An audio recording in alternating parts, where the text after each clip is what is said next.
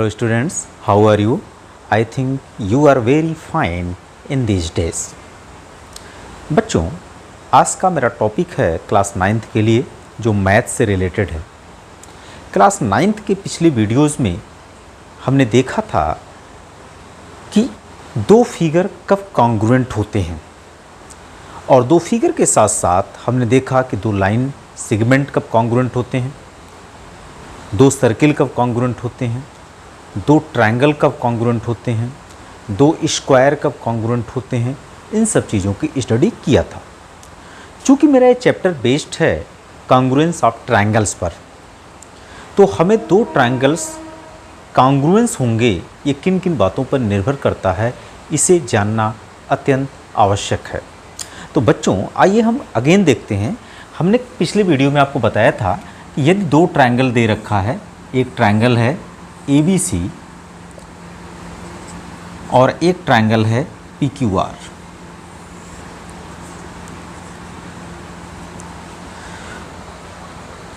तो ये दोनों ट्रायंगल कॉन्ग्रुएंट कब होंगे? जब ये ट्रायंगल इसको पूरी तरह ढक ले या ये ट्रायंगल इसको पूरी तरह ढक ले। तो यहाँ या शब्द का कोई मीनिंग नहीं है। It means if the two figures or if the two triangles are of the same size and shape, then they are congruent. In other words, we can say that if we put one triangle on the other, then both cover to each other completely. This is the concept of congruence of a triangles. बच्चों notations में जब हम इसको mathematically लिखते हैं तो हम लिखते हैं कि अगर ABC को PQR पर रखा जाए, अर्थात इस A को P पर पुट कर दिया जाए, B को Q पर पुट कर दिया जाए और C को R पर पुट कर दिया जाए, और ये ट्रायंगल इस ट्रायंगल को पूरी तरह ढक ले और ये ट्रायंगल इस ट्रायंगल को पूरी तरह ढक ले, तो हम कहेंगे ये दोनों ट्रायंगल क्या होंगे? कॉन्ग्रुएंट होंगे। ओके, तो बच्चा जब आपने A को P पर रखा,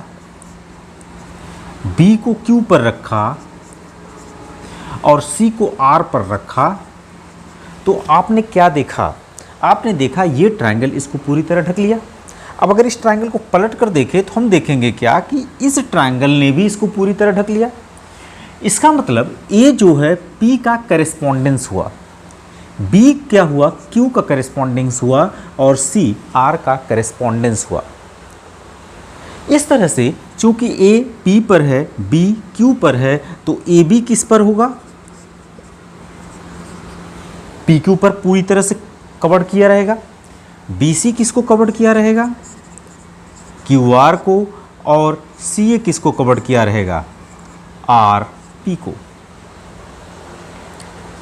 लेकिन अगर हम चाहें कि A को Q पर रख दें और B को R पर रख दें और C को P पर रख दें, तो क्या ये दोनों ट्रायंगल एक दूसरे को कंप्लीटली कवर करते हैं? नहीं, ये दोनों ट्रायंगल एक दूसरे को कंप्लीटली नहीं कवर करेंगे। ऐसे सिचुएशंस में कहेंगे कि ये ट्रायंगल कॉन्ग्रुएंट नहीं है। जबकि अभी हमने बताया ये दोनों ट्रायंगल कॉन्ग्रुएंट हैं। तो अगर ये दोनों ट्रायंगल कॉन्ग्रुएंट हैं कब? जब आपने ABC को PQR पर रखा था, मतलब A को P पर रखा, B को Q पर रखा और C को R पर रखा, तो ये दोनों ट्रायंगल कॉन्ग्रुएंट मिले थे। लेकिन अगर आपने ट्रायंगल ABC के A वर्टेक्स को आपने Q पर रख दिया, B को R पर रख दिया और C को P पर रख दिया, तो ये दोनों ट्रायंगल कॉन्ग्रुएंट नहीं थे। क्यों? क्योंकि एक दूसरे को कंप्लीटली ढक नहीं रहे थे। तो उसे हम लिखेंगे इस तरह से। ओके, तो यहाँ पर चूंकि ट्रायंगल ABC ट्रायंगल PQR के कॉन्ग्रुएंट हैं, अर्थात ये दोनों ट्रायंगल कॉन्ग्रुएंट हैं, तो उनके लिखने का वे हमारा एक पैटर्न को फॉलो करेगा, एक सिस्टम को फॉलो करते हुए चलेगा, न कि इस सिस्टम को फॉलो करते हुए चलेगा। क्योंकि मैं जान रहा हूँ कि अगर ABC, A को हमने Q पर रखा, B को R पर रखा, C को P पर रखा, तो ये ट्रायंगल एक दूसरे को कवर नहीं किए। ऐसे सिचुएशंस में ये ट्रायंगल कॉन्ग्रुएंट नहीं हुए। लेकिन जब A को P पर रखा, B को Q पर रखा और C को R पर रखा, तो दोनों ट्रायंगल एक दूसरे को कवर कर लिए। इसलिए इसके सीक्वेंस का, इसके पैटर्न का हमें विशेष ध्यान देना होगा और इसी पैटर्न को क्लियर करने के लिए इसके डेफिनेशंस में यूज किया जाता है करेस्पॉन्डेंस। मतलब ए पी के करेस्पॉन्डेंस है, बी क्यू के करेस्पॉन्डेंस है और सी आर के करेस्पॉन्डेंस है। शॉर्ट फॉर्म में अगर triangle A B C triangle P Q R के कॉन्ग्रुएंट है, ओके, तो हम यहाँ से सीधा सिंबल कह सकते हैं ए बी पी की, ए बी जो है पी क्यू के बराबर होगा, बी सी क्यू आर के बराबर होगा, ए सी पी आर के बराबर होगा। Okay, angle A angle P के इक्वल होगा, एंगल बी एंगल क्यू के इक्वल होगा और एंगल सी एंगल आर के इक्वल होगा।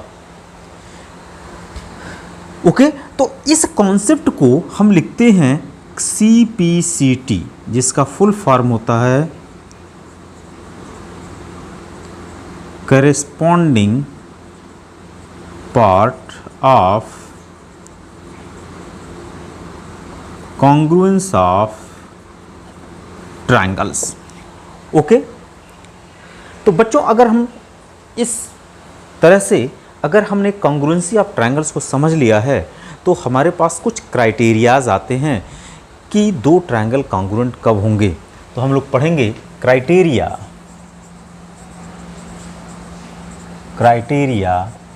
For congruence of triangles. Okay बच्चों, आपने देखा कि जब दो ट्रायंगल कॉन्ग्रुएंट होते हैं तो 6 कंडीशंस मिलती हैं। पहला, इसके करेस्पॉन्डिंग साइड्स इक्वल होते हैं, जिसमें 3 केस हो गया, और उसके करेस्पॉन्डिंग एंगल्स इक्वल होते हैं, जिसमें ऑलरेडी 3 कंडीशंस आपको मिल गए। तो दो ट्रायंगल अगर कॉन्ग्रुएंट होते हैं तो हमें कुल कितने कंडीशंस मिलते हैं? 6 कंडीशंस मिलते हैं। Out of these 6, if only 3 is given, then you can say that the given triangles are congruent. Out of these 6 conditions, if at least 3 condition is given, then you can say that the triangles are congruent. And these 3 conditions are what? अब देखो, 3 में से कोई 1, 2 या तीनों side आप ले लो। 3 angle में से है, 1, 2 या 3 एंगल उसमें से ले लो।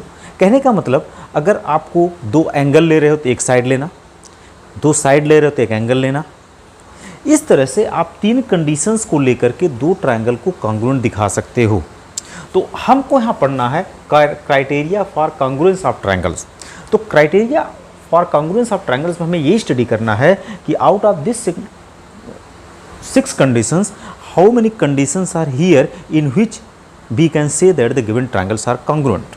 So here the first is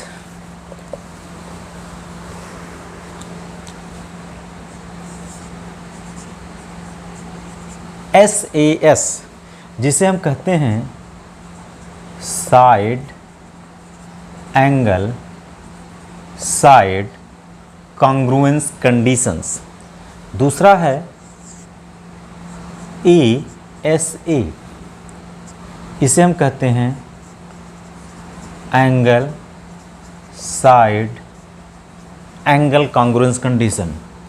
third होता है एंगल एंगल साइड, इसका नॉमेनक्लेचर आता है angle angle side congruence condition. Fourth आता है side side side side side side congruence condition. And last 5th आता है RHS, means right hypotenuse, H means hypotenuse side congruence conditions. तो out of these 6 conditions, if only 3 conditions are given in this pattern, then you can say that the 2 triangles are congruent. तो बच्चा पहले में क्या लिखा है? 2 side होना चाहिए, 1 एंगल। मतलब इसमें से हमने 2 साइड लिया है, 1 एंगल लिया है। इसमें 2 एंगल और 1 साइड लिया गया है। इसमें भी 2 एंगल 1 साइड लिया गया है। इसमें तीनों साइड्स लिए गए हैं और इसमें तीनों एक right means 90 degree, H means hypotenuse मतलब ये भी साइड है, और एस मीन्स साइड है। तो इस कंडीशंस में भी दो साइड और एक एंगल लिए गए हैं।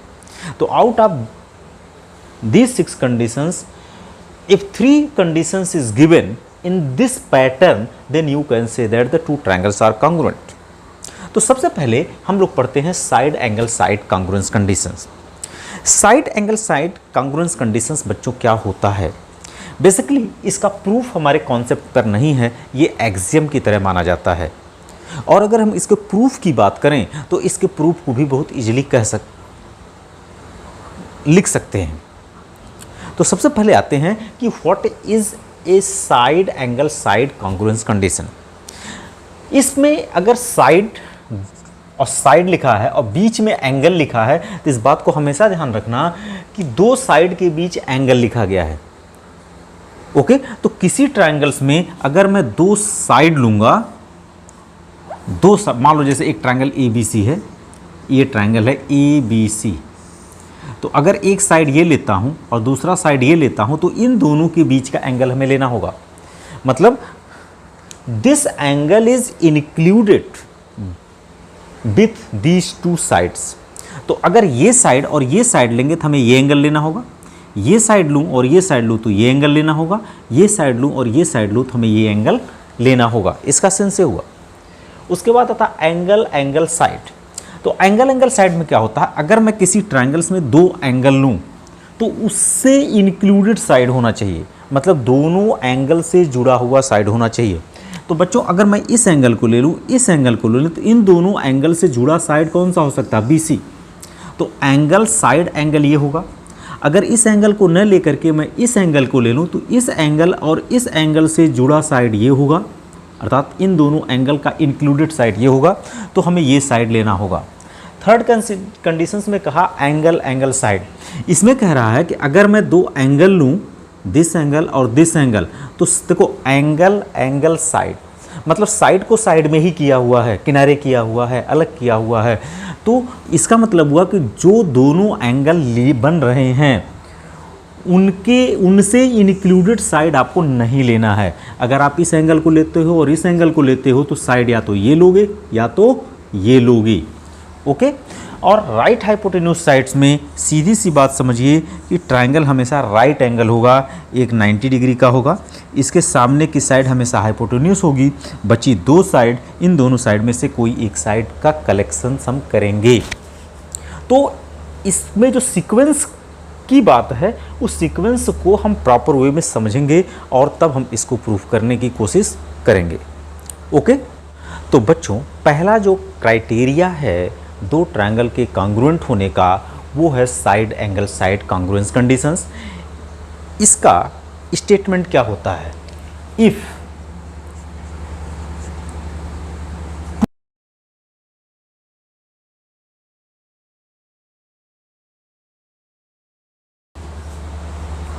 बच्चों this is the statement of side angle side criteria for congruence of two triangles. What is the statement? If two sides and included angles of a triangle, किसी एक ट्रायंगल का दो साइड और इंक्लूडेड एंगल। तो अगर हम suppose कर लेते हैं एक ट्रायंगल ले लेते हैं ABC और एक ट्रायंगल ले लेते हैं DE and F। ओके, तो कहता है if two sides and included angle of A triangle, दो साइड्स और इंक्लूडेड एंगल। तो सपोज कर लेते हैं इसका एक साइड का कलेक्शंस मैं ये ले लेता हूँ दैट इज AB और दूसरा साइड में ले लेता हूँ BC। तो इनका इंक्लूडेड एंगल कौन सा होगा? ये होगा। Okay, this side is equal to the corresponding two sides and included angle of other triangle। मतलब ये हमने साइड, अगर हमने ये साइड लिया, ये साइड इस साइड के इक्वल हो जाए, ये साइड इस साइड के इक्वल हो जाए, और इन दोनों साइड का जो पहले ट्रायंगल में इंक्लूडेड एंगल है वो ये हुआ, इन दो साइड्स का जो इंक्लूडेड एंगल है दूसरे ट्रायंगल में वो ये हुआ, अगर ये इसके इक्वल हो जाए, मतलब ये एंगल इसके इक्वल हो जाए, ये साइड इसके इक्वल हो जाए और ये साइड इसके इक्वल हो जाए, तो हम कहेंगे ये दोनों ट्रायंगल कॉन्ग्रुएंट होगा। इस स्टेटमेंट का मतलब हुआ। बच्चों, कॉन्ग्रुएंसी ऑफ ट्रायंगल्स में ये जो स्टेटमेंट है एज ए एक्सियम ट्रीट किया जाता है। This is taken as a axiom.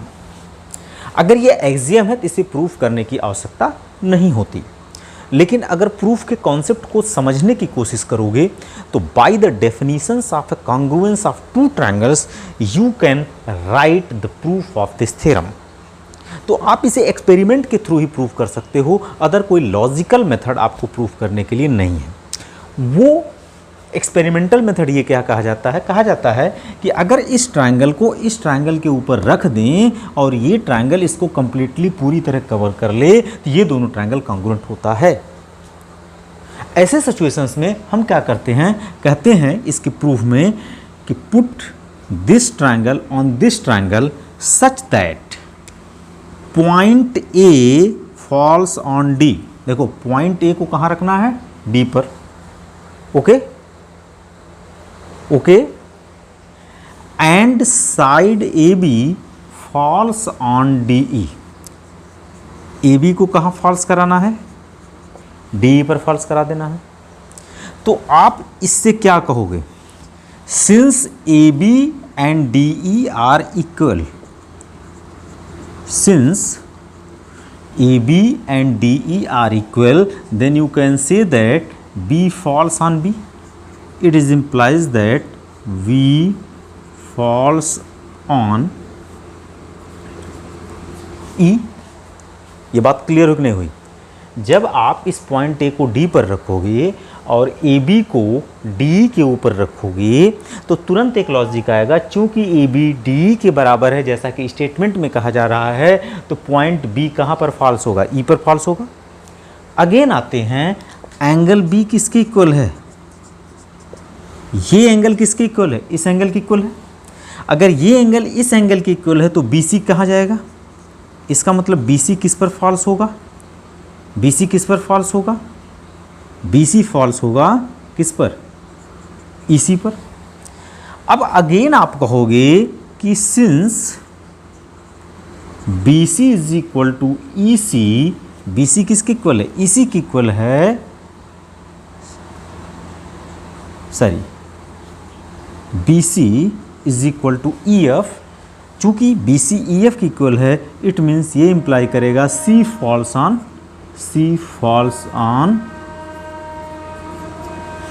F. इस सिचुएशंस में कहोगे कि C falls on F. Okay, अब बताओ, ए साहब डी पर फॉल्स होते हैं, सी साहब एफ पर फॉल्स होते हैं, तो अगर इन दोनों रिजल्ट का मैं कंक्लूजन निकालने की कोशिश करूं तो ए तो डी पर आपने रखा है और सी फॉल्स हो गया एफ पर, तो ए सी किस पर फॉल्स होगा, ए सी फॉल्स ऑन डी एफ। ऐसा हुआ। अगर ऐसा हो गया तो इसका मतलब क्या हो गया, triangle A B C covered triangle D E F, covers the triangle D E F. In this conditions we can say that triangle ABC is congruent to triangle DEF. Okay, so this is the first criteria of the congruence of triangle. Thank you.